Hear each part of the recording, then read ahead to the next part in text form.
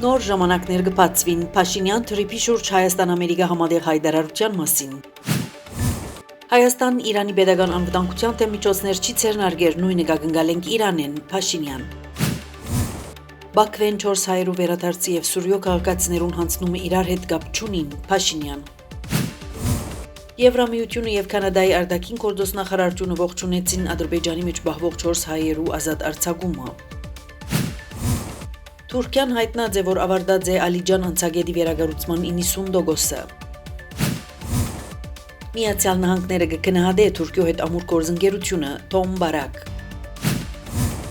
Խաղաղության գործընթացը ոչ թե Ռուսաստան կտանտաղեցնե, այլ Ուկրաինա, Թրամփ։ Փողոքի ցույցերու մասնակիցներուն գախաղան հանելու որևէ ծրագիր չկա, Արաքչի։